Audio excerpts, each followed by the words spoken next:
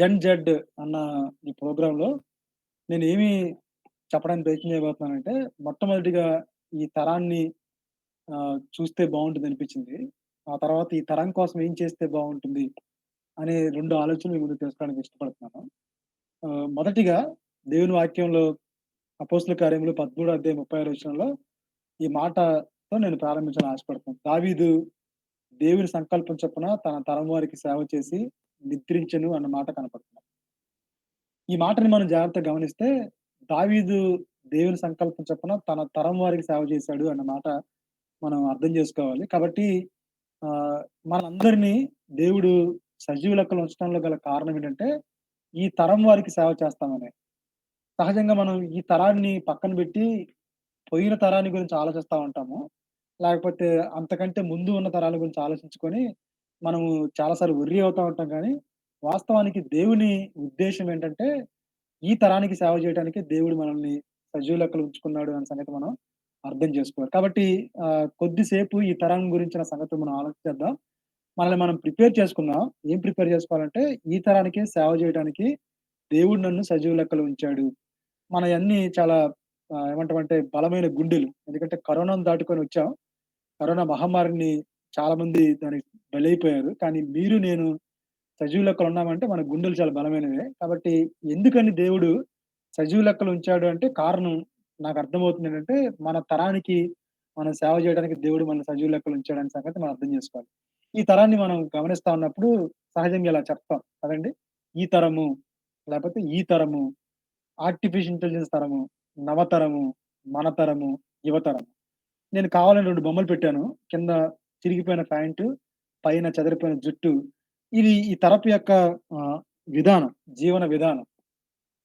కాబట్టి మనల్ని మనం ప్రిపేర్ చేసుకోవాలి. అందుకని ఈ మాట రాశాను. Prepare our to serve our own generation. ఇక్కడ పేరెంట్స్ గాని ఉంటే, పేరెంట్స్‌కి సవినయంగా తెలియజేస్తున్న మాట ఏంటంటే, మిమ్మల్ని మీరు ప్రిపేర్ చేసుకోండి. ఈ ప్రస్తుతపు తరానికి సేవ చేయడానికే దేవుడు మనల్ని సజీవ లెక్కలో ఉంచాడన్న సంగతిని మీకు అర్థం కావాల్సిన సంగతిని మీ ముందుకు తీసుకొస్తున్నాను. కాబట్టి prepare ourselves to serve our own generation or prepare ourselves to serve our children children. Right? ఈ ఈళ్ళని కొంచెం సేపు గమనిద్దాం. ఈళ్ళెలాంటి వాళ్ళు అన్నప్పుడు, మీరు సహజంగా గమనిస్తా ఉంటే వీళ్ళు కనపడతా ఉంటారు. 26 అబ్బాయిలు ఎలా ఉంటారు? నలిగిన చొక్కా, చెదరని జుట్టు, మాసిన గడ్డం, చిరిగిపోయిన జీన్సు, చేతిలో చెవిలో ఇయర్ ఫోను, చేతిలో స్మార్ట్ ఫోను, మరో చేతిలో స్మార్ట్ గర్ల్ లేకపోతే స్మార్ట్ బాయ్. ఆహ్, చే ఈ మధ్య షూ కలర్ కూడా మారిపోయింది. వెదురు కలర్ షూ ఎయటం అబ్బాయిల స్టైల్ అయిపోయింది. ఇది 2026 అబ్బాయిలని సహజంగా గమనిస్తే మనకు మనకు తెలుస్తున్న సంగతి. రైట్? అలానే అమ్మాయిల్ని గమనించామనుకోండి, ఇది అమ్మాయిల స్టైల్ కదండీ! మీరు చూస్తా ఉంటారు. మీ పక్కన వాళ్ళని గాని, మీ పిల్లల్ని గాని టైట్ డ్రెస్‌లేయటం, చిరిగిపోయిన జీన్స్ వీళ్ళు కూడా 3/4 లెంగ్త్ లూజ్ పాయింట్లు, వదిలేసిన జుట్టు, అవసరం లేని కళ్ళజోడు, హై హీల్స్, మొఖానికి మేకప్పు, ఇక చున్నీ అంటావా అది సంతూర్ యాడ్‌లాగా అయిపోయింది. మమ్మీ అంటే ఎంత షాక్ అవుతారో, చున్నీ అంటే అంత షాక్ అయిపోతారు. అది ప్రస్తుతపు 2026 అమ్మాయిలు. ఇందాక అబ్బాయిలు చూసాం. ఇప్పుడు అమ్మాయిలు చూస్తా ఉన్నాం. మీరు ఈ తరాన్ని గమనిస్తా ఉన్నప్పుడు ఎంత డిఫరెన్స్ వచ్చేసిందంటే, వాళ్ళ భాష స్టైల్ గూడా మారిపోయింది. వాళ్ళ భాష స్టైల్ గూడా మారిపోయిన సంగతి మనం అర్థం జేసుకోవాలి. ఎలా మారిపోయింది భాష స్టైల్ అంటే ఇలా మారిపోయింది. మనకు తెలుసు అంతకుముందు ఏ టు జెడ్ ఇలా ఉండేది. A for apple, B for ball, C for cat, D for dog. కానీ ఇప్పుడు తరం ఆహ్, లాంగ్వేజ్ మారిపోయింది. లేకపోతే ఆల్ఫాబెట్స్ మారిపోయాయి. ఏ అంటే యాపిల్, బి అంటే బ్లూటూత్, సి అంటే చాటింగు, డి అంటే డౌన్‌లోడు, ఈ అంటే ఈమెయిలు, ఎఫ్ అంటే ఫేస్‌బుక్కు, వై అంటే యూట్యూబు. అట్లా భాషలో చాలా డిఫరెన్స్ వచ్చేసింది. ఆల్ఫాబెట్స్‌లో కూడా చాలా డిఫరెన్స్ వచ్చేసిన సంగతి మనం అర్థం చేసుకోవాలి ఈ తరంలో. ఆ తర్వాత జనరేషన్ గ్యాప్. ఎంత గ్యాప్ ఉంది జనరేషన్ అంటే హెయిర్ స్టైల్‌లో గూడా చాలా గ్యాప్ ఉందండి. ఫస్ట్ డయాగ్రామ్ మీరు గమనిస్తే ఫాదర్‌కి, సన్‌కి ఎంత గ్యాప్ ఉంది హెయిర్ స్టైల్‌లో. సెకండ్ పిక్చర్ మీరు గమనిస్తే అమ్మమ్మకి, మనవరాలికి ఎంత డిఫరెన్స్ ఉంది హెయిర్ స్టైల్‌లో. కాబట్టి there is a lot of generation gap అనే సంగతి మనం అర్థం జేసుకోవచ్చు. అది రెండో సంగతి హెయిర్ స్టైల్ మారిపోతా వచ్చింది. మీ రోజుల్లో, మీ తరంలో, మీలో ఉన్న హెయిర్ స్టైల్ ఇప్పుడెక్కడ కనపడదు. ఎందుకంటే హెయిర్ స్టైల్‌లో గూడా చాలా మార్పులొచ్చేసినట్టుగా మనకర్థమవుతాం. అది మొదటి సంగతి. రెండో సంగతి డ్రెస్ స్టైల్‌లో గూడా మార్పొచ్చింది. మీరు ఫస్ట్ పిక్చర్‌లో చూస్తే తాత ఎలా ఉన్నాడు చూడండి. ఆ తర్వాత దాని బొమ్మలో బాయ్ ఎలా ఉన్నాడు మీరు గమనించండి. ఆ పక్కన నేను చూపించిన రెండో పిక్చర్‌లో అవేవి పాతబడిన ఫ్యాంట్లు కాదండి. చాలా కాస్ట్‌లీ ఫ్యాంట్స్ అండ్ టార్న్ జీన్స్ అంటారు. ఇప్పుడు ప్రస్తుతపు తరం యొక్క స్టైల్ అది. ప్రెజెంట్ ట్రెండ్ కాబట్టి ఆల్ఫాబెట్స్ మారిపోయినాయి. రెండోది హెయిర్ స్టైల్ మారిపోయింది. మూడోది డ్రెస్ మారిపోయింది. ఇది జెన్ జెడ్ ప్రస్తుతపు తరపు యొక్క స్టైల్. ప్రస్తుతపు తరం యొక్క స్టైల్. రైట్? అలా డ్రెస్ స్టైల్ మారుతా వచ్చింది. నేనిలా రాసుకున్నాను నా నోట్స్‌లో. ఏం రాసుకున్నానంటే, ఎంత చిరిగితే అంత ఫ్యాషన్. ఎంత ఎక్స్‌పోజ్ చేస్తే అంత సెలబ్రిటీ. ఎంత ఎక్కువగా చూపిస్తే అంత ఫాలోయింగ్. ఎంత రఫ్ అయితే అంత క్రేజ్. ఒకప్పుడు గుడ్ బాయ్ అనగానే చాలా సంతోషపడేవాళ్ళం. ఇప్పుడు గుడ్ బాయ్ అంటే సంతోషపడట్లేదు. ఇప్పుడు ఏమంటున్నారంటే బ్యాడ్ బాయ్ అంటేనే సంతోషపడతారు. అందుకని సినిమా పాటలు గూడా ఏమున్నాయంటే, we love bad boys. Bad boy is the trend. Not the good boy. రాముడు మంచి బాలుడు అది మీ రోజుల్లో. ఇప్పుడు రాముడు చెడ్డ బాలుడు అంటేనే పరిస్థితులు ముందుకెళ్ళినట్టుగా కనపడుతున్నాయి కాబట్టి, ప్రస్తుతపు తరంని మనం అర్థం చేసుకోవడానికి ప్రయత్నం చేస్తే దిస్ ఈస్ ద ట్రెండ్. ప్రస్తుతపు తరం మన దగ్గర మనం చూస్తా ఉన్న ట్రెండ్ ఇది. రైట్? ఆ తర్వాత ఈ జెన్ జెడ్ ఫ్యాషన్ ట్రెండ్స్‌ని నేను కొంచెం స్టడీ చేశాను. స్టడీ చేస్తే వాళ్ళు చెప్పిందంటే కంఫర్ట్ కంటే ఫార్మాలిటీ కంటే కంఫర్ట్‌ని ఎక్కువగా ఇష్టపడుతున్నారు. ఇండివిడ్యువల్ ఫ్యాషన్ స్టైల్ వచ్చేసింది. ఎవడి స్టైల్ ఆడిది. ఆ తర్వాత జెండర్ ఫ్లూయిడ్ ఫ్యాషన్ వచ్చేసింది. అంటే అబ్బాయా? అమ్మాయా? అన్న కన్‌ఫ్యూజన్ మనకొచ్చేసే స్టైల్ వచ్చింది. యూనిసెక్స్ క్లాతింగ్ వచ్చేసింది. ఆ తర్వాత ఫ్యాషన్ ఏంటంటే ఇప్పుడు తెలుగు రాష్ట్రాల్లో జెన్ జెడ్ ఫ్యాషన్‌లో ఏంటంటే పాత బట్టలను అమ్మేస్తున్నారు. కొత్తవి తీసుకుంటున్నారు. పాత చీరలు లేకపోతే వాడలేని బట్టలు కట్ జేసి సరికొత్త మోడర్న్ డ్రెస్‌లు కుట్టించుకుంటారు. ఇది జెన్ జెడ్ ఫ్యాషన్ స్టైల్. అంటే నేను చెప్పడానికి ఏం ప్రయత్నం చేస్తున్నానంటే ఆల్ఫాబెట్స్ మారిపోయినాయి. హలో! రెండోది హెయిర్ స్టైల్ మారిపోయింది. హలో! మూడోది ఫ్యాషన్ స్టైలు మారిపోయింది అని చెప్పడానికి ప్రయత్నం చేస్తున్నాను. ఆ జెన్ జెడ్ ఆహ్, వాళ్ళు కన్స్యూమింగ్ ఇండియా కన్స్యూమింగ్ పవర్‌లో ఈళ్ళు ఎంత పాత్ర పోషిస్తున్నారంటే పైన ఫిగర్ 180 బిలియన్ ఉంది గదండీ! అది ఓవరాల్‌గా అయితే యూత్ జెన్ జెడ్ యూత్ ఎంత ఖర్చు పెడతారంటే 75 అంటే 80 బిలియన్. లేదా ₹47 ఒకవేళ 47% ట్రావెల్‌కి, వెకేషన్‌కి ఖర్చు పెడుతున్నారు.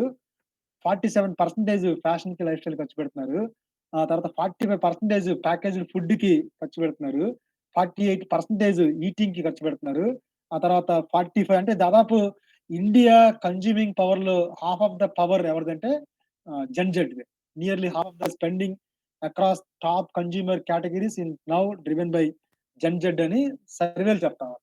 So, this is the mind set of Gen Z. ఆ తర్వాత మూడవ సంగతేంటంటే జెన్ జెడ్ ఇప్పుడెలా ఉన్నారంటే స్క్రీన్ టైమ్‌కి ఎక్కువ ఇంపార్టెన్స్ ఇస్తున్నారు. రియల్ టైమ్ కంటే స్క్రీన్ టైమ్‌కి. అయితే పెద్ద తెర మనం ఇవి చూస్తాం పెద్ద తెరలో 'కత్తి', 'కామం', 'కోపం', 'కక్ష' లేదా 'బుల్లితెర' సినిమాలు లేపోతే టీవీలు, షోలు, 'బిగ్ బాస్‌లు' లేకపోతే సీరియల్స్ లేకపోతే ఇంకా వగైరా, వగైరా బుల్లితెరలో చూస్తా ఉన్నాం.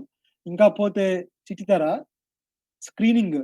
సో, ఇందాక పెద్ద తెర, రెండోది బుల్లితెర, మూడోది చిట్టి తెర. అంత మాత్రం కాదు మనకిక్కడి దాకా తెలుసు. ఇప్పుడు ట్రెండ్ మారింది. ఓటీటీ ప్లాట్‌ఫార్మ్స్ వచ్చాయి. ఒకప్పుడు సినిమా చూడాలంటే సినిమా హాల్‌కెళ్ళాలి. ఇప్పుడు సినిమా చూడాలంటే సినిమా హాల్‌కెళ్ళాల్సిన పని లేదు.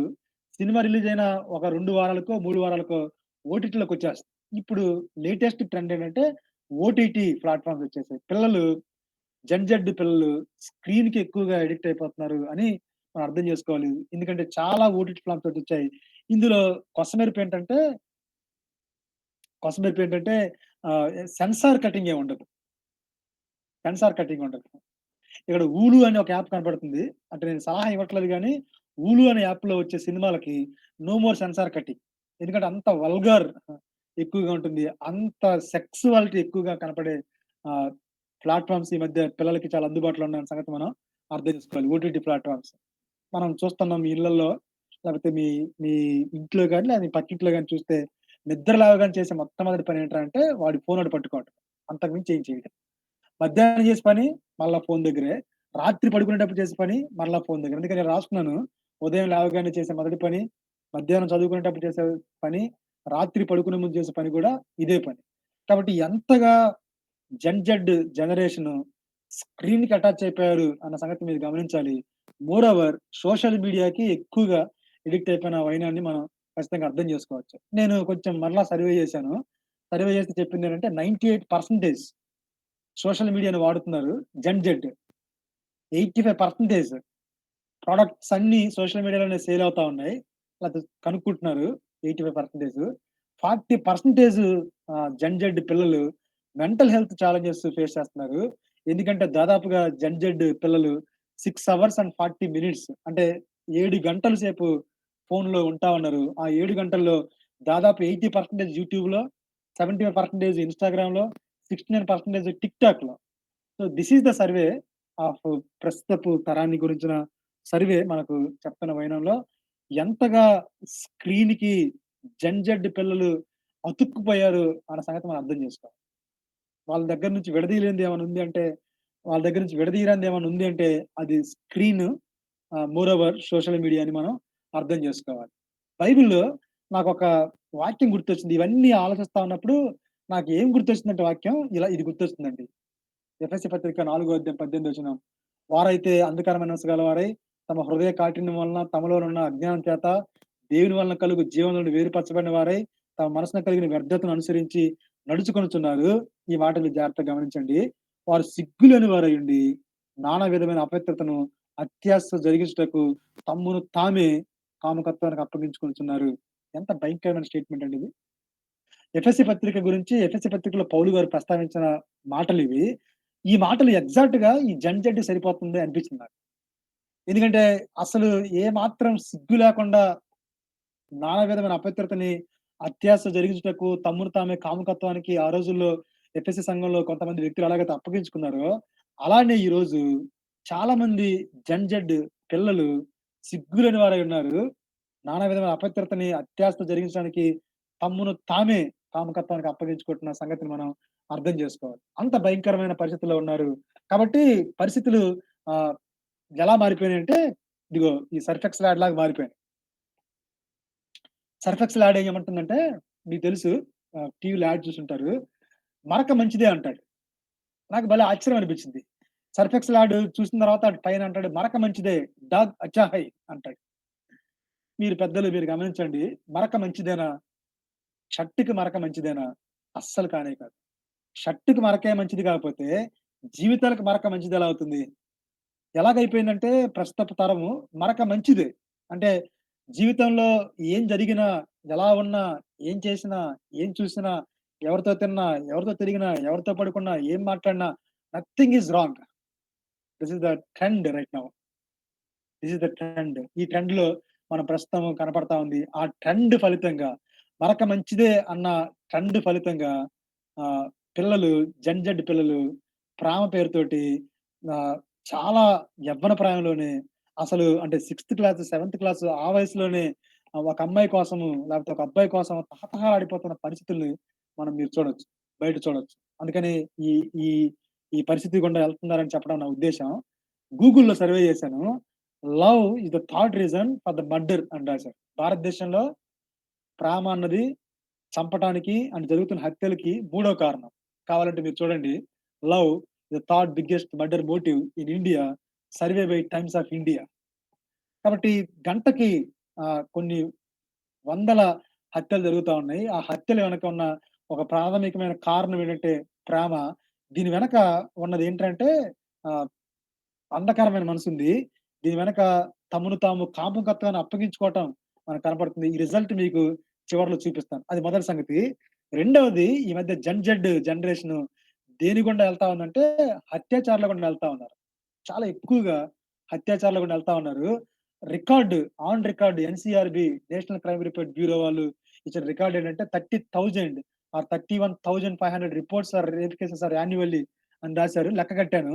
లెక్క కడితే నాకు అర్థమైంది ఏంటంటే గంటకి ముగ్గురి మీద భారతదేశంలో మానభంగం జరుగుతా ఉంది. 20 నిమిషాల్లో ఒక అత్యాచారం జరుగుతా ఉంది. అది ఆన్ రికార్డ్, ఆఫ్ రికార్డ్ తెలీదు. జెడ్ జెడ్ ఎదుర్కొంటున్న సవాల్‌లో రెండో సవాలిది. మొదటి సవాలు ప్రేమ అయితే, రెండో సవాలు అత్యాచారాలు, మూడో సవాలేంటంటే suicides. So, very big challenge for the Z Z generation. ఎంత భయంకరంగా అంటే, నేను మళ్ళా సర్వే చేశాను. వాళ్ళు చెప్పారు, ఇదిగో ఇది కేసు. ఏంటి గంటకొక స్టూడెంట్ చనిపోతున్నారు. గంటకొక స్టూడెంట్ చనిపోతున్నారు. జడ్జ్‌లో. Around 10,000 suicides are there below 18 18 years లోపు పిల్లలు 10,000 మంది చనిపోయారు. 10,000 అంటే గంటకొక స్టూడెంట్. గంటకొక స్టూడెంట్ ఇంటర్మీడియేట్ స్టూడెంట్స్ చనిపోతున్న సంగతి మనం అర్థం చేసుకోవచ్చు. అది మూడవ ఛాలెంజ్. నాలుగో challenge for the Z pornography. I'm very sorry but I want to mention this.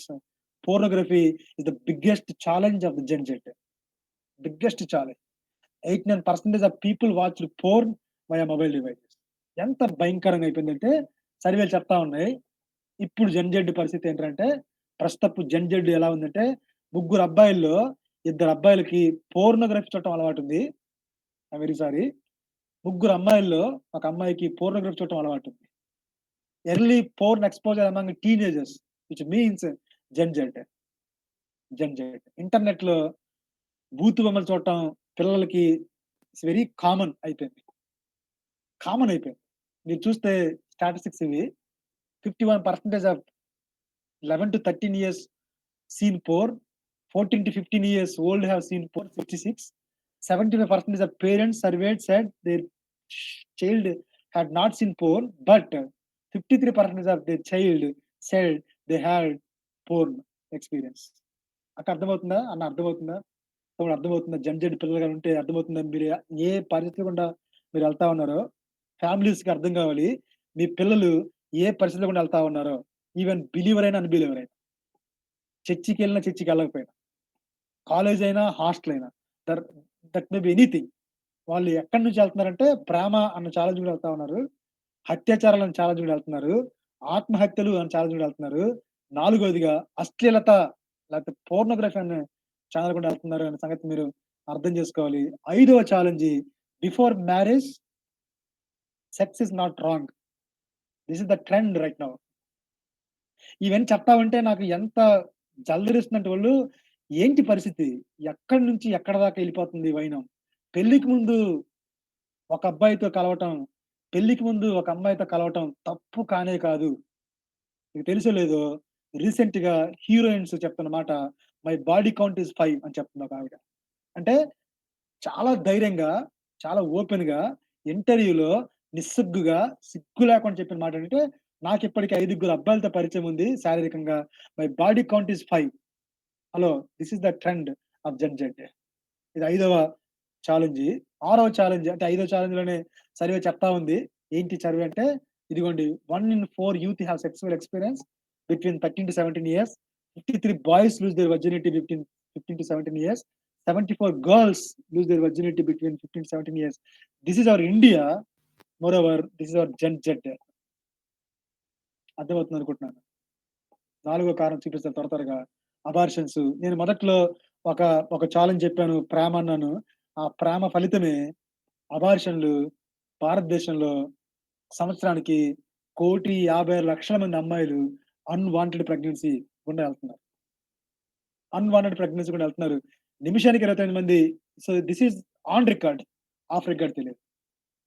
Of record తెలీదు. అంత మాత్రం కాదు. ఈ మధ్య కాలంలో చాలా ఎక్కువగా, చాలా ఎక్కువగా గగురుపాటు కలిగించిన అంశం ఏమైనా ఉందంటే, అంటే గుండెలు పగిలిపోయే అంశం ఏమైనా ఉందంటే, మీకు అర్థమవుతుందో లేదో నాకు తెలీదు గానీ, ఎల్‌జీబీటీక్యూ, ఎల్‌జీబీటీక్యూ. ఇప్పటిదాకా చెప్పింది ఒక ఎత్తైతే, ఇప్పుడు చెప్పబోతున్న సంగతిని చూసావా? ఇది ఇంకా, ఇది ఇంకా ఎల్‌జీబీటీక్యూ. మీకు అర్థం కాకపోతే రాసుకున్నా నేను. ఎల్‌జీబీటీక్యూ లెస్బియన్, గే, బైసెక్స్ ఆ తర్వాత ఏంటండి? ఏం రాసాను? Transgender and queer.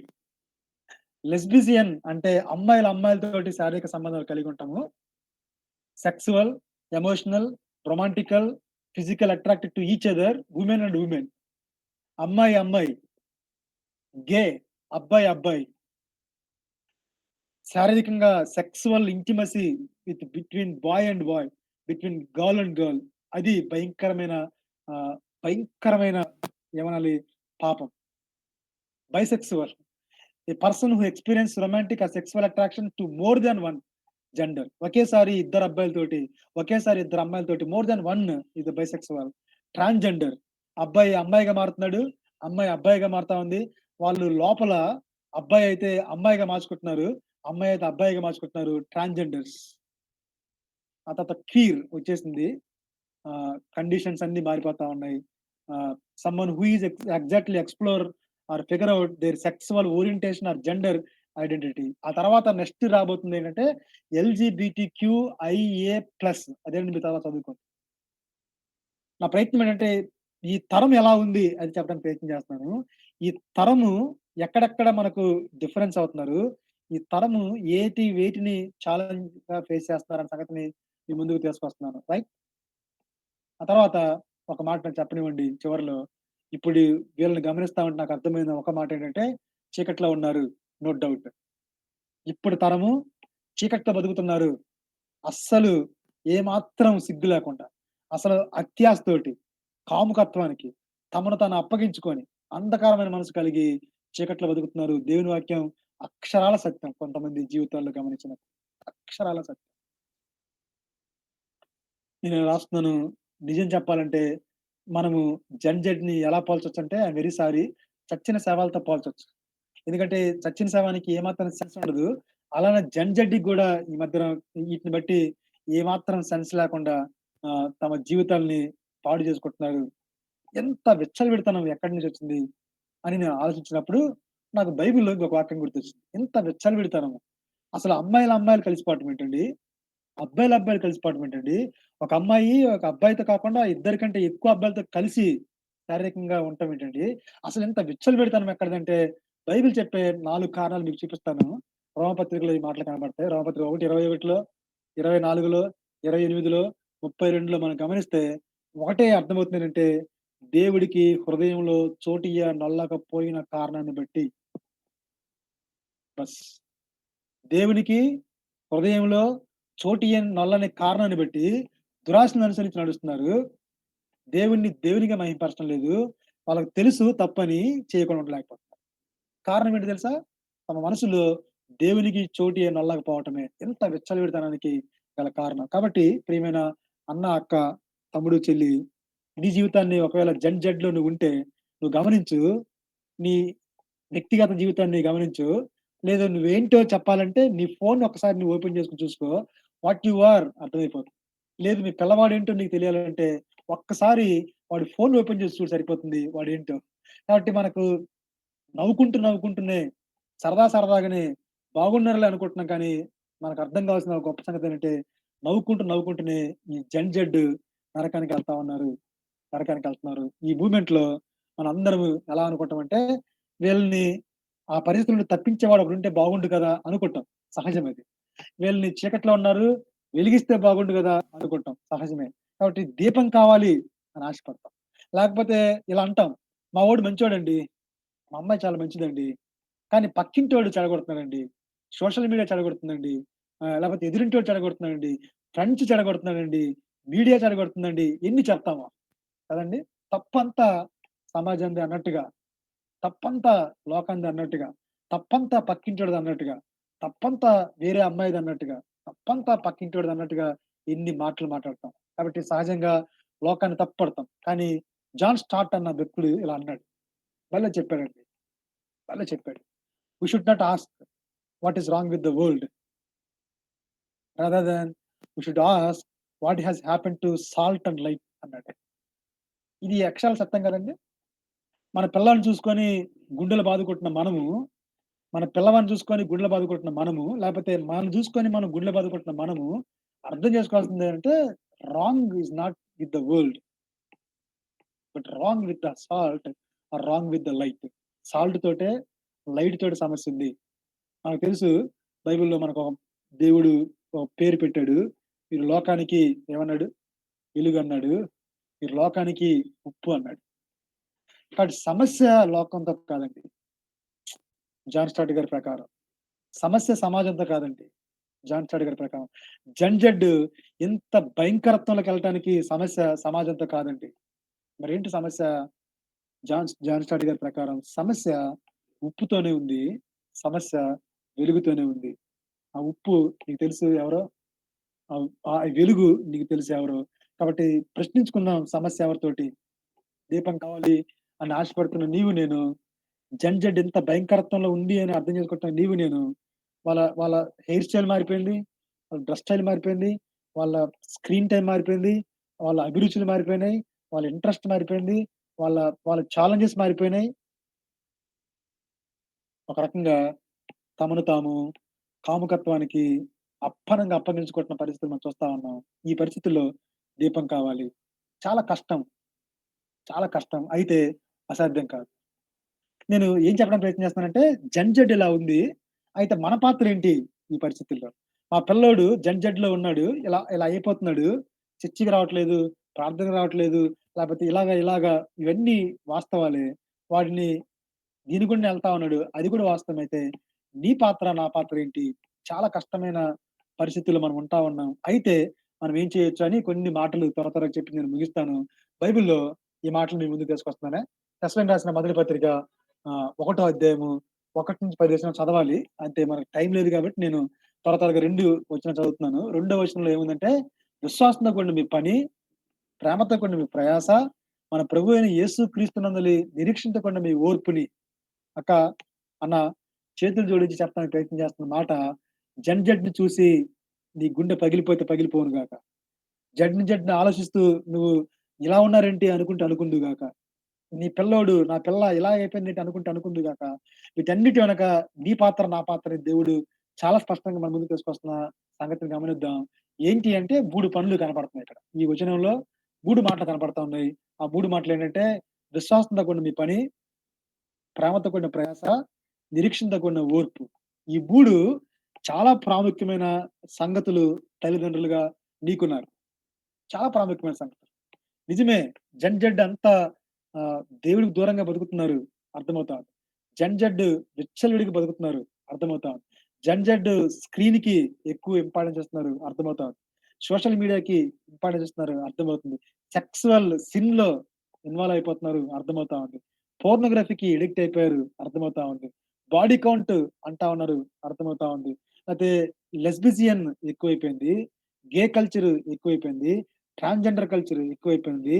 బైసెక్సువల్ ఎక్కువైపోయింది. ఇవన్నీ నిజమే. అయితే దేవుడు వీటికి మించి above all our God is God. Hour God is God. అయితే మనము ఈ పరిస్థితుల్లో తల్లిదండ్రులంగా, లేపోతే లేపోతే పెద్దలంగా, లేపోతే వాళ్ళ మేలు కోరుకునే వాళ్ళుగా మనం ఏం చేయాలంటే ఈ 3 పనులు చేయాలండి. విశ్వాసంతో కూడిన పని చేయాలి. ప్రేమతో కూడిన ప్రయాసం చేయాలి.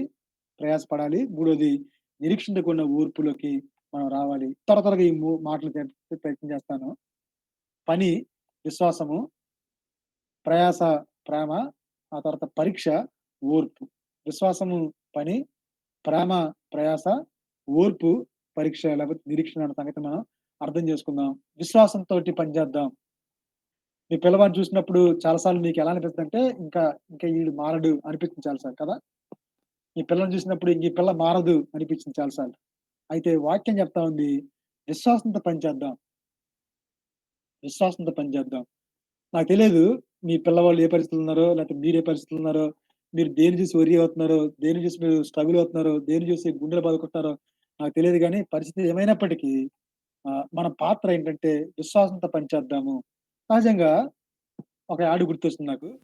ఈ యాడ్ మీరు చూసుంటారు. గడి డిటర్జెంట్ యాడ్. వాడేం చెప్తాడంటే, "ముందు వాడి చూడండి, తర్వాత నమ్మండి" అంటాడు. నాకు భలే ఆశ్చర్యం అనిపించింది. ఇదేంటి ఇలా చెప్పాడు అనిపించింది. ముందు వాడి చూడండి, తర్వాత నమ్మండి. లేతే ముందు చూడండి, తర్వాత నమ్మండి. బైబిల్ చాలా డిఫరెంట్‌గా మాట్లాడుతుందండి. దేవుని వాక్యం మీకు తెలుసు. పెద్దలు, విజ్ఞులు మీరందరూ నాకు తెలుసు. మీకు తెలుసు దేవుని వాక్యం. సహజంగా అందరూ ఇలా చెప్తారు బయట. ముందు చూడండి, తర్వాత నమ్మండి. కానీ వాక్యం ఏం చెప్తాదంటే, ముందు నమ్మండి, తర్వాత చూడండి.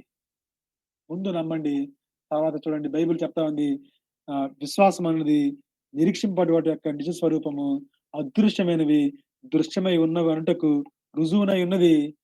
అందుకని చెప్పుకుంటూ వచ్చి చివర్లో అంటాడు, విశ్వాసానికి కర్త, దాన్ని కొనసాగించమైన యేసు వైపు చూడండి. ఒక అన్న నమ్మండి, విశ్వాసం ఉంచండి. తర్వాతనే దేవుని కార్యాలు చూడగలుగుతాం. కాబట్టి ఏం చేద్దాం బ్రదరు అనంటే, నా సలహా వాక్యంలో నుంచి ఇవ్వాలనుకున్న మాటేంటంటే, విశ్వాసంతోటి పిల్లల కోసము, లేకపోతే విశ్వాసంతోటి జడ్ కోసం పనిచేద్దాం. విశ్వాసమే. పరిస్థితులన్నీ అన్‌ఫేవరబులే కాదనను.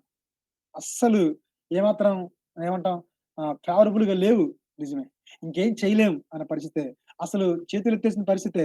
కండిషన్ అంతా డిఫరెంట్‌గా ఉంది. అయినా సరే విశ్వాసంతోటి పనిచేద్దాం. మనకు తెలుసు యెరికో గోడల దగ్గర దేవుడు యెహోషువను వాడుకొని ఎంత గొప్ప కార్యం చేశాడు. Unfavourable condition. అస్సలవ్వదు. గోడలు కూలటం సామాన్యమైన సంగతి కాదు. అస్సలవ్వయ్యే పని కాదు. కానీ మీకు తెలుసు దేవుడు విశ్వాసాన్ని బట్టి యెహోషువకిచ్చిన జయమేంటో. కాబట్టి విశ్వాసం ద్వారా చూద్దాము. విశ్వాసంలో నుంచి పిల్లల్ని చూద్దాము. విశ్వాసంలో నుంచి జడ్‌ని మనం ఎదుర్కొందాం. విశ్వాసం ద్వారా దేవుని దగ్గర వీళ్ళని గెలుచుకుందాము. గిద్యోను దగ్గర మనం చూస్తాము. విశ్వాసం ఎంత పనిచేసిందో వాళ్ళ జీవితంలో, ఎంత విజయాన్నిచ్చిందో గిద్యోను దగ్గర మనం చూస్తాము. న్యాయాధిపతుల గ్రంథంలో. ఆ విశ్వాసం దగ్గర దేవుడు చక్కగా ఇన్వాల్వ్ అవ్వటం మనం చూస్తాం. 7 అధ్యాయం 22 వచనంలో యెహోవా కలుగజేసుకోవటం మనం చూస్తాము. ఆయన కలుగజేసుకొని మిద్యానీయుల సైనికుల్లో ఒకడికొకడు పొడుచుకోవడానికి ఆయన ప్రేరేపించడం మనం చూస్తాము. కేవలం గిద్యోను దగ్గర విశ్వాసాన్ని చూస్తాం కాబట్టి, ఈ ఈ రాత్రికాల సమయంలో పరిస్థితులన్నీ ఇలా ఉంటే ఉండనివ్వండి. ఇంకేమి లేదు బ్రదరు. ఏం చేయలేకపోతున్నాం తమ్ముడా. అసలు అయిపోయింది. మా పిల్ల మాటింటలేదు. మా పిల్లాడు మాటింటలేదు. మా వల్ల కావట్లేదు. ఏమన్నా చెప్పండి. అయితే నేను చెప్పాలనుకున్న మాట వాక్యంలో నుంచి విశ్వాసంతోటి పని చేద్దాము. విశ్వాసంతోటి పని చేద్దాము. ఏం పని చేయాలో విశ్వాసంతోటి పని చేద్దాం. నేను కొన్ని రాసుకున్నాను. అవి మీకు త్వర త్వరగా చెప్తాను. రెండోది ప్రేమ, ప్రయాస. ప్రేమ, ప్రయాస. ఈ పదాల కూడిక మీరు జాగ్రత్త చూడండి. పనికి విశ్వాసాన్ని జోడించాడు పరిశుద్ధాత్మ దేవుడు. ప్రయాసకి ప్రేమను జోడించాడు. అంటే అర్థమవుతుందేంటంటే ప్రేమ లేకుండా ప్రయాస పడలేము. విశ్వాసం లేకుండా పని జేస్తే ఆ పనిని దేవుడు దీవించడు. వృద్ధిలోకి రాదు. ప్రేమ లేకుండా ప్రయాస పడలేము. ప్రయాస పనికి మించింది. పనికి మించింది ప్రయాస. కాబట్టి ప్రేమ ఉండాల్సిందే. నేను డిక్షనరీ మీద చూసాను. ప్రయాసకి లేబర్ అన్న మాట బైబిల్‌లో ఉంటుంది. డిక్షనరీలో ఉన్న మాట అంటే work hard, make great effort. దాంట్లో శ్రముంటుంది, కష్టముంటుంది, నష్టముంటుంది, అంగీకరించకపోవడం ఉంటుంది, విమర్శలుంటాయి. ఇవన్నీ ఉంటాయి. అయినా సరే ప్రేమించి పని చేయాలి. Great effort. Make a great effort. కాబట్టి ఆహ్, ప్రయాస పౌలు గారు ఈ మాట చెప్పడం మనకు తెలుసు. బైబిల్‌లో ఈ మాట చెప్పడం మనకు తెలుసు. ఏమంటాడు? పిల్లలారా క్రీస్తు స్వరూపం మీ యందు ఏర్పడు వరకు మీ విషయమై మరలా అన్న మాట వాడతాడు. ప్రాబబ్లీ సెకండ్ టైమ్ అనుకుంటాను. నాకు ప్రసవ వేదన కలుగుతుంది. గలతీ సంఘం గురించిన ప్రసవ వేదన పౌలు గారి దగ్గర చూస్తాము. నేనేమంటానంటే, ఆ ప్రసవ వేదనే ప్రయాస. అంత ప్రయాస పడ్డాడండి వాళ్ళ కోసం. ఎంత శ్రమ పడ్డాడో. తను ఎక్స్‌ట్రా మైల్ ఎంత ఎళ్ళాడో మనం బైబిల్‌లో చూస్తా ఉంటాం కాబట్టి, రెండవ లక్షణం ఏంటంటే, మీ పిల్లల కోసం ప్రేమతోటి ప్రయాస పడండి. మీ పిల్లల్ని విశ్వాసంలో చూడండి. దేవుని దగ్గర విశ్వాసంతో వాళ్ళని గెలుచుకుందాం. రెండోది ప్రేమతో ప్రయాసపడదాం. అప్పుడు వాళ్ళని గెలుచుకోగలము. ఈ ప్రేమ, ప్రయాస దగ్గర 3 రకాల వ్యక్తుల్ని పరిచయం చేయడానికి ఆశపడుతున్నాను. ఆ 3 రకాల వ్యక్తులెవరంటే, ఇదిగో వీళ్ళు. మొదటి రకం వ్యక్తులు రిస్క్ టేకర్స్. రెండో రకం వ్యక్తులు కేర్ టేకర్స్. మూడో రకం వ్యక్తులు ప్రేయర్ టేకర్స్. అక్క, అన్న, తమ్ముడు, చెల్లి నాకు తెలీదు మీరు ఎవరెవరో, ఎక్కడ జాయిన్ అయ్యారో కానీ, ఈ ముగ్గురు వ్యక్తులు ఈరోజు జడ్‌కి చాలా అవసరము. చాలా అవసరం. రిస్క్ తీసుకునేవాళ్ళు కావాలి జడ్ కోసం. పట్టించుకునేవాళ్ళు కావాలి జడ్ కోసం. వాళ్ళ కోసం ప్రార్థించేవాళ్ళు కావాలి. నేను ఇది ప్రార్థన కింద పెట్టడం నా ఉద్దేశ్యం మూడోదని కాదు. బట్ సమ్ ఆర్డర్ కోసం అలా పెట్టాను గానీ, మీరు ఆర్డర్ ఎలాగైనా మార్చుకోండి. ప్రార్థన చేసేవాళ్ళు, పట్టించుకునేవాళ్ళు, హలో రిస్క్ చేసేవాళ్ళు ఖచ్చితంగా ఈ తరానికి కావాల్సిందే. అది మీ పిల్లవాడైతే ఇంకా ఎక్కువగా నీ పాత్ర చాలా ఎక్కువగా ఉందన్న సంగతి నువ్వు ఖచ్చితంగా అర్థం చేసుకోవాల్సిందే. సన్నివేశాన్ని మీకు ముందుకు తీసుకొస్తున్నాను. సన్నివేశం ఏంటంటే, రక్తంతో తడిసిన కత్తి తిరుగుతున్న టైం అది. అట్ దట్ మూమెంట్ 2 ఇయర్స్ లోపు పిల్లల్ని చంపేయండి అని ఆజ్ఞొచ్చింది. ఆజ్ఞ పట్టుకొని సైనికులు తిరుగుతా ఉన్నారు. 2 ఇయర్స్‌లో పిల్లలందరిని చంపేస్తా ఉన్నారు. ఆ కత్తి ఒక ఇంటికొచ్చింది. ఏ ఇంటికొచ్చిందంటే నిర్గమకాండము ఒకటో అధ్యాయం దగ్గరికొచ్చేసరికి మోషే ఇంటికొచ్చింది. మోషే ఆ రోజు ఆ కత్తికి బలవ్వాలి. కానీ మోషే ఆ కత్తికి బలవ్వకుండా ముగ్గురు కాపాడారు. ఒకటి వాళ్ళ అమ్మ, వాళ్ళ నాన్న రిస్క్ చేశారు. వాళ్ళకి తెలుసు. ఏం తెలుసు? ఆహ్, పిల్లవాడి కేక వినిపిస్తే చంపేస్తారు పిల్లవాడిని. పిల్లవాడితో పాటు మమ్మల్ని చంపేస్తారు. They know that. But they take the risk. రెండోది వాళ్ళక్క బిరియాని జ్ఞాపకం చేసుకోవాలి. వాళ్ళక్క పట్టించుకుంది. ఆ జమ్మి పెట్టెలో బాబుని పండేసి ఎళ్ళిన తర్వాత రాణి ఎత్తుకునే దాకా వెళ్తుంది. వాడు వెంటనే వెళ్తుంది. రాణికి వాళ్ళ అమ్మని పరిచయం చేస్తుంది. అంతగా పట్టించుకుంటుంది. ఆ తర్వాత మనకు తెలుసు ఆ రోజుల్లో ఇజ్రాయెల్ ప్రజలు బానిసత్వంలో ఉండి దాదాపుగా 400 ఇయర్స్ నుంచి ప్రార్థన చేస్తా వచ్చారు. కాబట్టి మోషే దగ్గర ముగ్గురు చూడొచ్చు. ప్రేయర్ టేకర్స్‌ని చూడొచ్చు. రిస్క్ టేకర్స్ చూడొచ్చు. కేర్ టేకర్స్ చూడొచ్చు. రెండవ సన్నివేశాన్ని ముందుకు తీసుకొస్తాను. అది యేసుక్రీస్తు ప్రభువారి దగ్గర. ఆ టైంలో కూడా అంతే. చంపేయండి అని ఆజ్ఞొచ్చింది. కానీ Mary, Joseph they took risk. అంత మాత్రం కాదు. మేరీని జోసెఫ్ చాలా పట్టించుకుంటాడు. ఆ రోజుల్లో గూడా ఇజ్రాయెల్ ప్రజలు ప్రార్థన చేస్తారు. కాబట్టి ఈ 2 సన్నివేశాల్లో ఈ ముగ్గురు వ్యక్తుల పాత్రని మనం జాగ్రత్తగా గమనించాలి. అర్థం జేసుకోవాలి. జెడ్ పాడైపోయింది. జెడ్ భయంకరత్వంలోకెళ్ళిపోతుంది. జెడ్ లెస్బిటియన్ ఎల్‌జిబిటిక్యూ ద్వారా పయనిస్తా ఉన్నారు. జెడ్ స్క్రీన్ టైమ్ ద్వారా ఎళ్ళిపోతా ఉన్నారు. జెడ్ సెక్స్‌కి, పోర్నోగ్రఫీకి అడిక్ట్ అయ్యారు. అయితే ఈ 3 గ్రూప్ ఆఫ్ పీపుల్ గానుంటే జెడ్‌ని జయించొచ్చు. Risk takers, care takers and then prayer takers. ఇక్కడ ఒక మాట రాసానే. ఈ మాట చెప్పాలి. చాలా సార్లు మనం అనుకుంటాము, అవకాశం ఉంటే అద్భుతాలు జరుగుతాయి అనుకుంటాం. కానీ ఈ 2 సందర్భాల్లో మీరు గమనించండి. అవకాశం లేనప్పుడే అద్భుతాలు జరిగాయి. అవకాశం లేనప్పుడే అద్భుతంగా మోషే నాయకుడయ్యాడు. అవకాశం లేనప్పుడే యేసుక్రీస్తు ప్రభువారు ఈ లోకంలో వచ్చి తన సేవ చేశాడు. కాబట్టి అవకాశాలు లేనప్పుడే అద్భుతాలు జరుగుతాయి. అవకాశం లేదు అనిపిస్తుంది గదా! మీ పిల్లల్ని చూస్తా ఉన్నప్పుడు నీకు.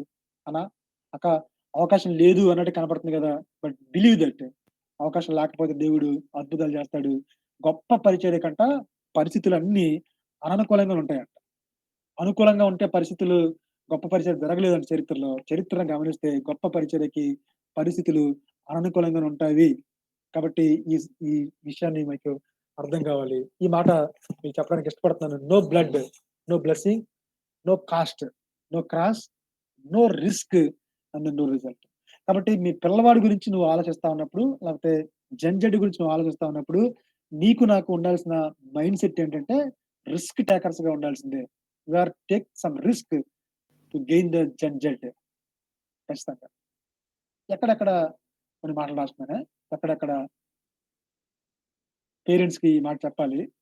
ఫిజికల్ నీడ్స్‌కిని మనం ఎలా పట్టించుకుంటామో, వాళ్ళ ఫిజికల్ నీడ్స్‌ని అంటే వాడు చదువు కోసం ఎంత ఖర్చు పెడతావో, ఎంత రిస్క్ జేస్తున్నారో ఈ మాట వాడుతున్నానే. ఎంత రిస్క్ జేస్తారో, అంతే రిస్క్ స్పిరిచ్యువల్ నీడ్స్ కోసం పెట్టండి.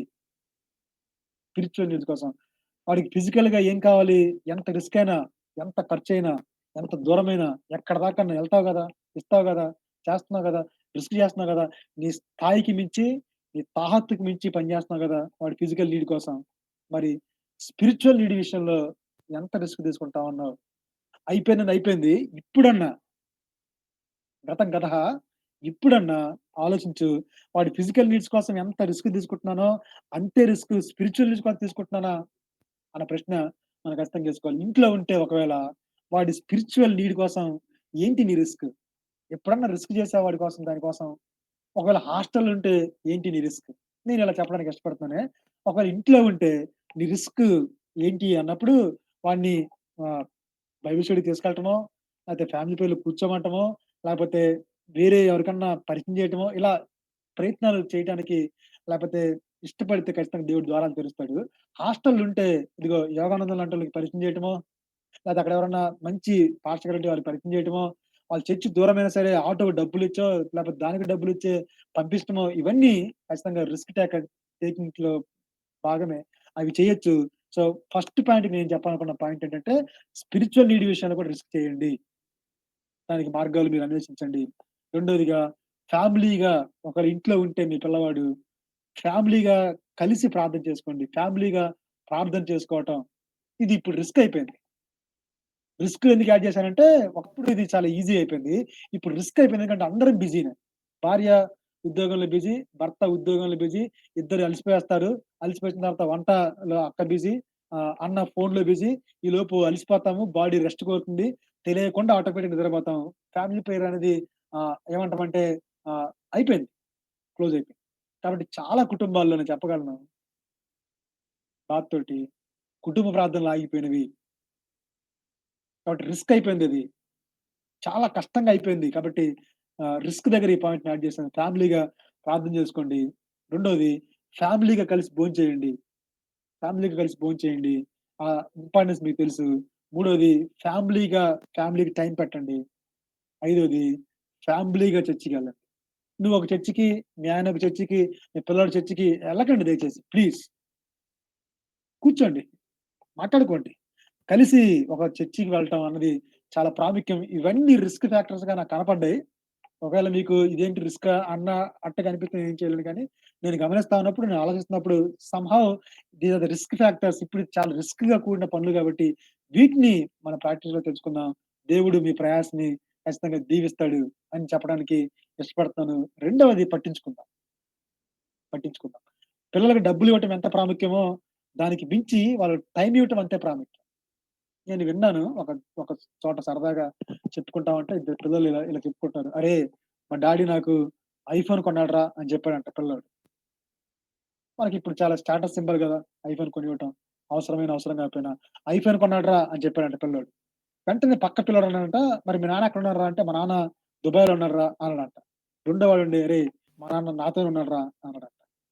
మీరు చెప్పండి ఐఫోన్ కొనిపెట్టడం గొప్ప, వాడితో ఉండటం గొప్ప. కాబట్టి వాడితో ఉండటం చాలా గొప్ప సంగతి. కాబట్టి you and I are the caretakers for our children. మన పిల్లలకి మనము పట్టించుకునే వారం అయి ఉండాల్సిందే. నేను ఇద్దరు చిన్నపిల్లలు నాకు. మా వోడు థర్డ్ క్లాసు, పాప సెకండ్ క్లాసు. నా కమిట్మెంట్ ఏంటంటే రోజులో కనీసం 5-6 ఈ 1 hour I want to spend time with my children. నా కమిట్మెంట్. ఇంట్లో ఉంటే భీమవరంలో ఉంటే ఫోను పక్కన పెట్టాలి. పనులు పక్కన పెట్టాలి. మిగతావి పక్కన పెట్టాలి. I want to spend 1 hour with my children. ఎందుకంటే దేవుడు కొంత పరిచయనిచ్చాడు. అక్కడిక్కడికి ఎళ్తా ఉంటాను. ఆ అసైన్‌మెంట్, ఈ అసైన్‌మెంట్ తిరుగుతా ఉంటాను. వాటికి మించి నాకు టైం దొరికితే ఖచ్చితంగా పిల్లలతో టైం పట్టించుకోవాలి పిల్లవాడిని అన్న సంగతిని మీ ముందుకు తీసుకొస్తున్నాను కాబట్టి రెండవ సంగతి you and I are the caretakers. You and I are the risk takers for our children and you and I are the caretakers for our children. ఈ కేర్ టేకర్స్ దగ్గర నేను ఇలా రాసుకున్నానా? మరి మీకు ఇది అర్థమవుతుందనుకుంటున్నాను. అర్థవంతమైన సమయాన్నివ్వటం, అవసరమైన శ్రద్ధను చూపించటం, వాళ్ళు అంగీకరించటం. ఇందాక చెప్పాను ఎందుకు నేను ఈ మాట రాసానంటే, వాళ్ళ ఆల్ఫాబెట్స్ మారిపోయినాయి. వాళ్ళ హెయిర్ స్టైల్ మారిపోయింది. వాళ్ళ డ్రెస్ స్టైల్ మారిపోయింది. వాళ్ళ ఫ్యాషన్ స్టైల్ మారిపోయింది. వాళ్ళ రిలేషన్స్ మారిపోయినాయి. వాళ్ళకి నీకు తప్పు అనిపించింది వాళ్ళకిప్పుడు ఏది తప్పు గాదు. నువ్వు ఒకప్పుడు అబ్బాయిని చూసి నవ్వితేనే తప్పనుకున్నావు. ఇప్పుడు ఇద్దరు అబ్బాయిలతో తిరిగితే తప్పు గాదు. అంత డిఫరెన్స్ వచ్చేసింది కాబట్టి you have to accept the trend. అంగీకరించాలి. వాళ్ళు ఏ పరిస్థితిలో ఉన్నారో అర్థం చేసుకోవాలి. You have to understand. చాలా ఇంపార్టెంట్ అండి. నేను మా దగ్గర ఒక అన్నున్నాడు. వాళ్ళ అబ్బాయి ఆయనకి ఎప్పుడు గొడవ అవుతా ఉంటది. నేను ఒకరోజు వాడితో మాట్లాడా, "ఏంట్రా తమ్ముడు ఎందుకు డాడీతో గొడవ పడతావు?" అంటే వాడు చెప్పాడు, "అన్న డాడీ చాలా విసిగిచ్చేస్తాడన్న. నన్నసలు అర్థం చేసుకోడన్న. ఇది నాకు వద్దు అంటే అదే ఇస్తున్నాడన్న. ఇది కావాలంటే అది ఇవ్వట్లేదన్న" అని చెప్పినప్పుడు నేను ఆయనకి చెప్పాను పెద్ద మనిషి, "అన్న వాడు అర్థం చేసుకోడన్న కనీసం. వాడి మాట వినండి ఒకసారి. వాడు చెప్పేది వినండి. విని మీరు డిసైడ్ అవ్వండి. వాడసలు చాలా స్ట్రగుల్ అవుతున్నాడు. మీరు వాడిని అర్థం చేసుకోవట్లేదని" అని చెప్పాను. వాడు ఇంజినీరింగ్ చదువుతున్నాడు. రీసెంట్‌గా ఫస్ట్ ఇయర్ అయిపోయింది. డ్రాయింగ్ ఎగ్జాము మరి కొంతమందికి తెలిసే ఉంటుంది ఈ మాట. Drawing exam. వాడితో ఎవడో చెప్పాడు ఆళ్ళ సార్ ఒకాయన. డ్రాయింగ్ చాలా కష్టమని చెప్పారు. వాడొచ్చి వాడినడిగాడు. "డ్రాయింగ్ కష్టమంట కదరా!" అన్నాడు. వాడుండి, "అవును కష్టమే. నాకు వచ్చు. నేను పాస్ అవుతాను. నాకేమి ఇబ్బంది లేదని" చెప్పాడు. కానీ వాళ్ళ నాన్న ఎవరో చెప్పిన మాట నమ్మి వాడికి డ్రాయింగ్ క్లాస్ పెట్టిచ్చాడు ట్యూషన్. వాడికేమో అసలు ఇష్టం లేదు. వాడికి కాన్ఫిడెన్స్ అంటే నేను డ్రాయింగ్ పాస్ అవుతానని కాన్ఫిడెన్స్ ఉంది. కానీ వాళ్ళ నాన్న ఈడి మాట వినలేదు. పక్కన వాళ్ళ మాట విన్నాడు. బలవంతంగా ట్యూషన్ పెట్టిచ్చాడు. నేను ఇంటికెళ్ళాను. గొడవ అవుతా ఉంది. నేనడిగాను. "అరె! నీ సంగతేంటి?" "అన్న I'm very confident my drawing. ఖచ్చితంగా పాస్ అవుతాను. నాకు ట్యూషన్ అవసరం లేదు" అన్నాడు. వాళ్ళ నాన్న మాత్రం అస్సలు ఒప్పుకోలే. బట్ అన్న, అక్క అర్థం చేసుకుందాం పిల్లల్ని, అంగీకరిద్దాము. అర్థమయ్యేలా చెప్పడం మన బాధ్యత. అర్థమయ్యేలా విషయాలు డ్రెస్ స్టైల్ అనండి, హెయిర్ స్టైల్ అనండి, లేకపోతే రిలేషన్స్ అనండి, ఇవన్నీ ట్రెండ్ చాలా డిఫరెంట్‌గా ఉంది కాబట్టి, you and I are the responsible to tell them what is right and what is wrong. అర్థమయ్యేలా చెప్పాల్సిన బాధ్యత నీ మీద, నా మీదనే ఉంది. కాబట్టి కేర్ టేకర్స్ అన్న మాట దగ్గర ఇదిగో టైం పెట్టాలి ఆళ్ళతోటి. శ్రద్ధ చూపించాలి, అంగీకరించాలి, అర్థం చేసుకోవాలి, అర్థమయ్యేలా చెప్పాలి. నేనొక వ్యక్తిని పరిచయం చేస్తాను. ఇతని పేరు రాజారావు. బ్రదరన్ అసెంబ్లీకి సంబంధించిన వ్యక్తి. ఫిఫ్త్‌లో చదివాడు. 96 పుస్తకాలు రాసాడు. 96 పుస్తకాలు రాసాడు. 66 పుస్తకాలకి వ్యాఖ్యానం రాసాడు. చనిపోయాడు. ప్రకాశం జిల్లా తిమ్మసముద్రం. బ్రదరనోళ్ళకి బాగా పరిచయస్తుడు. ఈయన పేరు మీద ఈయన మీద పిల్లా వెంకటరత్న గారు ఒక పుస్తకం రాసారు. రాజారావు జీవిత చరిత్ర అని. నేనెందుకు ప్రస్తావిస్తున్నానంటే, ఈయన మారుమనసు పొందడానికి గల కారణం వాళ్ళ అమ్మ. ఒకరోజు వాళ్ళ ఇంట్లో కట్టెల పొయ్యి మీద అన్నం వండుతా ఉంటే, వాళ్ళమ్మ అన్నం వండుతా ఉంది. రాజారావు గారు చిన్నవాడిగా ఉన్నప్పుడు ఆ అమ్మ దగ్గర కూర్చున్నాడు. వాళ్ళమ్మ రాజారావు గారు అప్పటికి దేవుడిని నమ్ముకోలేదు. సువార్త చెప్పడానికి ప్రయత్నం చేస్తున్నప్పుడు, ఆవిడ వాడిన ఎగ్జాంపుల్ ఏంటంటే, "అయ్యా కట్టెల పొయ్యి చూడు, మంటొస్తుంది గదా! ఈ కట్టెలు కాలుతుంటే నీకెలా అనిపించింది? ఇలా కాలుతున్న దాన్ని చూస్తేనే భయమేస్తున్నప్పుడు, రేపొద్దున నరకంలో ఇంతకన్నా డబుల్ ఉంటుందయ్యా" అని చెప్పిందండి సువార్త. విషయాన్ని రాజారావుకి అర్థమయ్యేటట్టుగా చెప్పింది వాళ్ళమ్మ. తనకు తెలిసిన దాంట్లోనే. దేవుడు కరుణిచ్చాడు. రాజారావు జీవితంలో రక్షణనిచ్చాడు. రాజారావు పెరిగి పెద్దబడిన తర్వాత కొన్ని వందల సంఘాల్ని బలపరిచాడు. దాదాపు 12 సంఘాలు కట్టాడు. 96 పుస్తకాలు రాసాడు. 66 పుస్తకాలకు వ్యాఖ్యానం రాసాడు. Fifth class. ద ర్ విక్టరీ ఇంత విక్టరీ అంటే దాని వెనక ఉంది ఎవరంటే వాళ్ళ అమ్మే. సండే స్కూల్ టీచర్ గాదు, పాస్టర్ గారు గాదు, సేవకులు గాదు, యోగానంద లాంటోళ్ళు, నాలాంటోళ్ళు కానే కాదు. మీరనుకుంటారు వాళ్ళకి అప్పగించేసి మన పనయిపోతుంది. వాళ్ళకి అప్పగించేద్దాం, పాస్టర్ గారికి అప్పగిద్దాం, సండే స్కూల్ టీచర్‌కి అప్పగిద్దాం, యూత్ కౌన్సిలర్‌కి అప్పగిద్దాం. అయిపోయింది నా పని. No, no, no, no. వాళ్ళు చేసే పని వాళ్ళు చేస్తారు. నీ పని చాలా ఉంది. యాస్ ఎ పేరెంట్‌గా అన్న సంగతి మనం ఖచ్చితంగా అర్థం చేసుకోవాల్సిందే. ఆ తర్వాత మూడోదిగా చివరి అంశం కాదిది. మూడోది ఏంటంటే ప్రార్థన చేయాల్సిందే. నీ పిల్లవాడి కోసం ఎంత ప్రార్థన చేస్తావో నీ ఇష్టం. ఎంత ఏడుస్తావో నీ ఇష్టం. ఎంత గోజాడతావో నీ ఇష్టం. ఎంత కాళ్ళు పట్టుకొని దేవా నా కొడుకు నాకిస్తావా? చస్తావా? అన్నట్టుగా అడుగుతావో నీ ఇష్టం. అది నీ చాయిస్. ఎంత ప్రార్థన చేద్దాం. ప్రార్థన చేయటం. ఇక్కడ నేను చూపించడానికి ఇష్టపడుతున్నాను ఎపఫ్రా గురించి. బైబిల్ చెప్పే మాట క్రిస్టియస్ దాసులైన ఎపఫ్రా వందనాలు చెప్తున్నాడు. మీరు సంపూర్ణులు ప్రతి విషయంలో దేవుని చిత్తం గురించి సంపూర్ణాత్మ నిశ్చయిత గలవారిని నిలకడగా ఉండవలెనని ఇతడు ఎల్లప్పుడూ ఏంటండి మీ కొరకు తన ప్రార్థనలో పోరాడుచున్నాడు. జడ్‌ని ఎలా గెలవగలం తెలుసా? విశ్వాసతోటి గెలవగలం. జడ్‌ని ఎలా గెలవగలం తెలుసా? రిస్క్‌తోని గెలవగలం. జడ్‌ని ఎలా గెలవగలం తెలుసా? కేర్ టేకర్స్ తోని గెలవగలం. జడ్‌ని ఎలా గెలవగలం తెలుసా? ప్రార్థన ద్వారానే గెలవగలం. ప్రార్థన ద్వారానే గెలవగలం. వీడి పేరు సుసన్న వెస్లీ. జాన్ వెస్లీ వాళ్ళ మదరు. 19 మంది సంతానం. 9 మంది చచ్చిపోతారు. 10 మంది సంతానం. ఈవిడకున్న అలవాటు పొద్దున్నే లేచి ప్రతి పిల్లవాడి దగ్గరికెళ్ళి తల దగ్గర కూర్చొని ప్రార్థన చేసేది. ప్రభువా! ఈ బిడ్డని జ్ఞాపకం చేసుకో. అట్లా 10 మంది గురించి పొద్దున ప్రార్థన చేసేది. ఇప్పుడంత టైం లేదు నీకు నాకు తెలుసు. బిజీ అయిపోయావు. Due to job due to something due to whatever it may be. అస్సలు పిల్లల గురించి ప్రార్థన చేసే తల్లులు తగ్గిపోతా వచ్చారు. తగ్గిపోతున్నారు. Susanna Wesley best example. Susanna Wesley చెంప చెల్లుమనిపెట్టేట్టుగా మనకు బెస్ట్ ఎగ్జాంపుల్. 10 పీపుల్, 10 చిల్డ్రన్ గురించి ప్రార్థన చేసేది. ఒకరోజు చెప్పాడు జాన్ వెస్లీ. మీకు తెలుసు మెథడిస్ట్ సంఘ స్థాపకుడు John Wesley from England. I learned more about Christianity from my mother than from all the theologians in England అన్నాడు. ఇంగ్లాండ్ దేశంలో ఉన్న థియాలజియన్స్ అంటే పాస్టర్‌ల కంటే, సేవకుల కంటే, అన్నల కంటే, అక్కల కంటే ఎక్కువగా నేర్చుకుంది మా అమ్మ దగ్గరే. అక్క నువ్వలా ఉన్నావా? చెల్లి నువ్వలా ఉన్నావా? నువ్వలా ఉంటావా? ఖచ్చితంగా నీ పిల్లని గెలుచుకోగలవు. కాబట్టి నాకివ్వు అనేవాళ్ళు కావాలి. ఏడ్చి, ఏడ్చి ప్రభువా! నా బిడ్డని నాకివ్వు. నా కొడుకుని నాకివ్వు. నా కూతురు నాకివ్వు. నా కుటుంబం నాకివ్వు. జడ్డు నిజమే. బహుభయంకరంగుంది. అయినప్పటికీ దేవుని వాక్యము బలమైంది. ఈ మాటలు మన ముందుకు తీసుకొస్తా ఉంది కాబట్టి, నీ జీవితం, నా జీవితంలో సంగతులుండాలి. మూడవ ఒక విషయం చెప్పి త్వరగా ముగిస్తాను. ఏం కోరుతున్నారంటే పిల్లలు ఏం కోరుతున్నారంటే, ఇది వాక్యంలో ఉంది. తెస్సలోనిక పత్రిక అక్కడ కొన్ని అంగీకరించి అన్న మాటుంది. నడుచుకునే వారైతిరి అన్న మాటుంది. మాదిరైతిరి అన్న మాటుంది. ఆ రోజు తెస్సలోనిక సంఘంకి పౌలు గారిచ్చిన కితాబ్ ఏంటంటే లేకపోతే అప్రిషియేషన్ ఏంటంటే, "అయ్యా! మీరు వాక్యం విన్నారు. అంత మాత్రం కాదు వాక్యాన్ని అంగీకరించారు. అంత మాత్రం కాదు వాక్యం ప్రకారం నడుచుకున్నారు" అని రాశారు. నాలుగో మాట మాజీరైతిరి.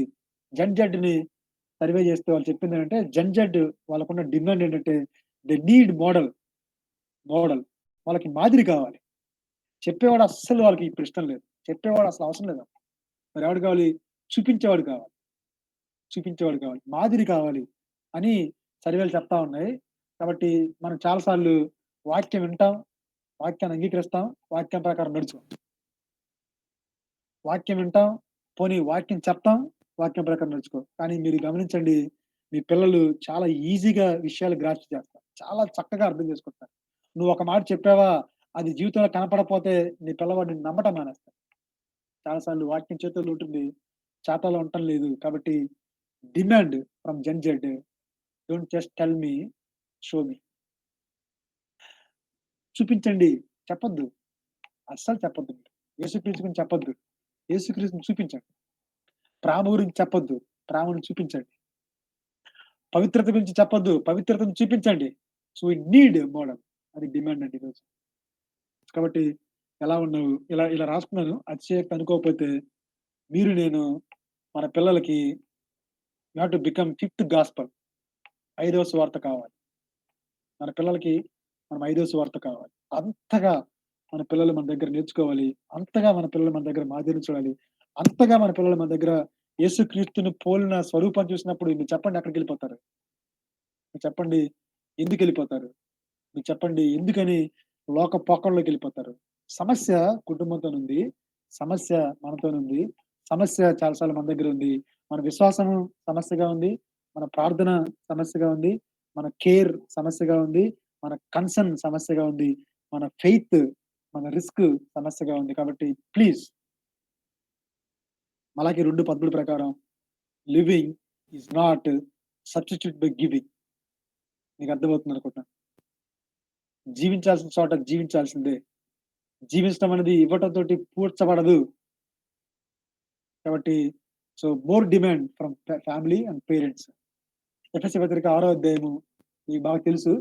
ఒకటో వచనం చదవటానికి పేరెంట్స్ చాలా ఇష్టపడతాం. పిల్లలారా ప్రభువునందు మీ తల్లిదండ్రులకు విధేయులై ఉండుడి. ఇది ధర్మమే. ఎంత చక్కటి మాట. ఈ మాట చెప్పి నువ్వు పిల్లవాడిని ఎన్ని సార్లు లోబడు, లోబడు, లోబడు, విధేయుడు, విధేయుడు నిజమే. పిల్లలకు కూడా క్షేమమే. తమ్ముడు, చెల్లి నీది క్షేమం. నీకు దీవెన. ఎందుకంటే ధర్మం అది. వాక్యం చెప్తా ఉంది తల్లిదండ్రులకు లోబడి ఉండమని. అంత మాత్రం కాదు, పేరెంట్స్ ఏం చెప్తుందంటే దేవుని వాక్యం 4వ వచనంలో ఏముందంటే, తండ్రులారా మీ పిల్లలకి కోపము రేపక. ఈ మాట జాగ్రత్తగా అండర్‌లైన్ చేసుకోవాలి మీరు. కోపము రేపక. మరేం జేయాలి? అర్థమయ్యేటట్టు, అర్థమయ్యే రీతిలో, అర్థం కావాల్సినట్టుగా వాళ్ళు అంగీకరిస్తూ, ఆళ్ళ గురించి ఆలోచిస్తూ చక్కగా కోపము రేపక ప్రభు యొక్క శిక్షలో, బోధలో పెట్టాల్సిన బాధ్యత మీది. శిక్షతో పాటు శిక్షణ అవసరమే. శిక్షతో పాటు శిక్షణ అవసరం. కాబట్టి కోపం రేపొద్దు. దేవుని జ్ఞానం చొప్పున, దేవుని ఆత్మ సహాయంతోటి శిక్ష, దానితో పాటు శిక్షణ, ఈ 2 చాలా ప్రాముఖ్యమైన సంగతులు మనం అర్థం జేసుకోవాలి. కాబట్టి ఈ రాత్రికాల సమయంలో నా ఆశ ఏంటంటే, దేవుని ఆశ ఏంటంటే, మనము ఆత్మీయ గొడ్రాల్లాగా ఉండకూడదనేది దేవుని ఆశ. ఆత్మీయ గొడ్డుబాతులాగా ఉండకూడదని దేవుని ఆశ. I'm very sorry. కొంచెం పెద్ద పదం వాడాను. క్షమించండి. ఎందుకంటే ఆ పదం వాడితేనే అర్థమవుతుందని అనిపించింది నాకు. గొడ్రాలు పిల్లలు లేకపోతే గొడ్రాలంటారు. పిల్లలు లేకపోతే గొడ్డుబోతంటారు పురుషుడిని. కాబట్టి గొడ్డుబోతు, గొడ్రాలు ఒకవేళ మనకు పిల్లలుంటే ఉండొచ్చు బయోలాజికల్‌గా. But what about spiritual children? నీ పిల్లవాడిని, నీ కూతురిని, నీ కొడుకుని ఆత్మీయంగా కన్నావా?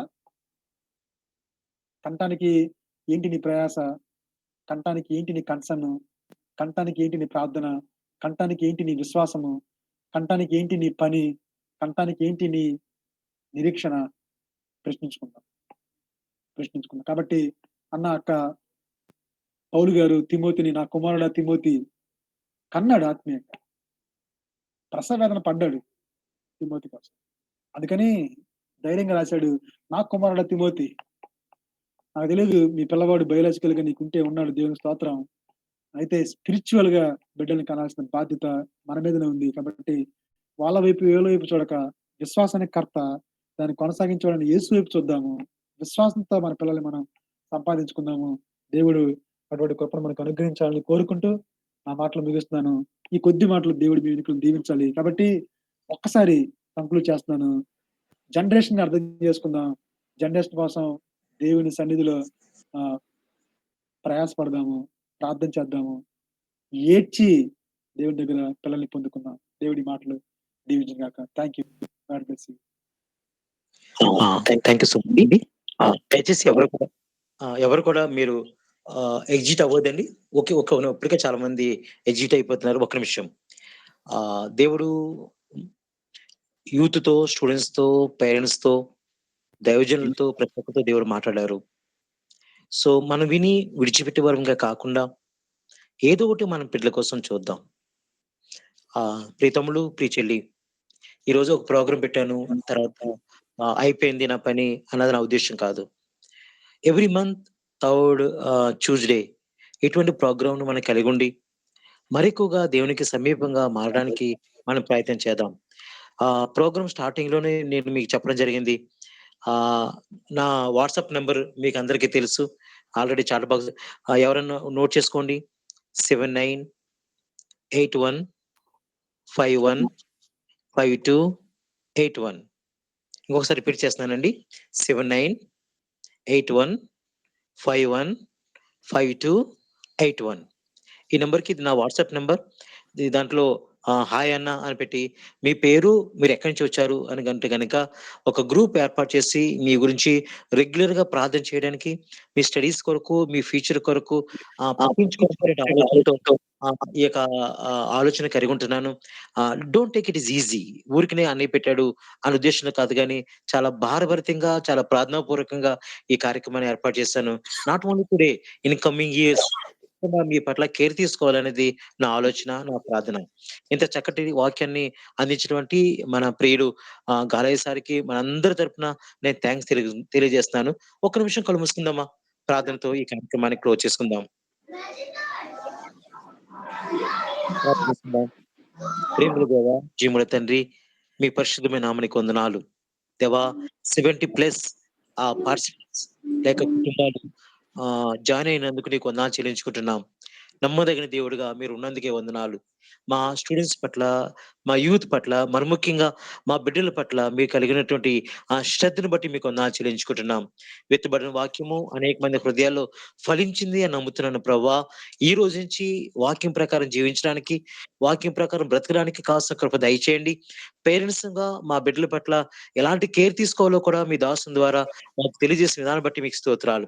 దేవా, సార్‌ని మీరు ఆశీర్వదించండి. నీ కొరకు మరి ఎక్కువగా బలమైన సాక్షిగా, గొప్ప బోధకుడిగా వారు అనేకమైన ప్రాంతాల్లో వాడబడ్డానికి సహాయం చేయమని మేము కోరుకుంటున్నాను. ప్రార్థనలో ఏకీవించిన ప్రతి ఒక్కరిని కూడా పేరు పేరు చొప్పున దీవించి మీరు ఆశీర్వదించండి. సహకరించిన ప్రతి వారిని, ప్రార్థించిన ప్రతి వారిని మీరు ఆశీర్వదించమని సందులో ప్రార్థన చేస్తున్నాను ప్రభువా. ఎంతోమంది దైవజనులు వచ్చారు తండ్రి. వారిని, వారి కుటుంబాలని, వారి సంఘాలని, వాళ్ళ యూత్స్‌ని మీరు ఆశీర్వదించమని సందులో ప్రత్యేకంగా మేము ప్రార్థన చేస్తున్నాం. మాకిచ్చిన ఈ మంచి సమయాన్ని బట్టి మిమ్మల్ని స్తుతిస్తూ యేసు ప్రభువారి అతి శ్రేష్టమైన నామములో స్తుతించి, ప్రార్థించి వేడుకుంటున్నాను తండ్రి. ఆమేన్. ఆమేన్. మన దేవుని ప్రేమ, కుమారుని ఆమేన్. యేసుక్రీస్తు కృప, పరిశుద్ధాత్మ దేవుని కన్య సహవాసము మనకును, మన కుటుంబాలకును, ఆయన పేరున ప్రతి ఒక్కరికిని, ఈరోజు వాక్యం అందించిన దేవుని సేవకునికి, వాక్యం విన్న ప్రతి వారికి ఆయన కృప కాపుదల తోడైన బలపరిచి భద్రపరచును గాక. ఆమేన్. ఆమేన్. ఆమేన్.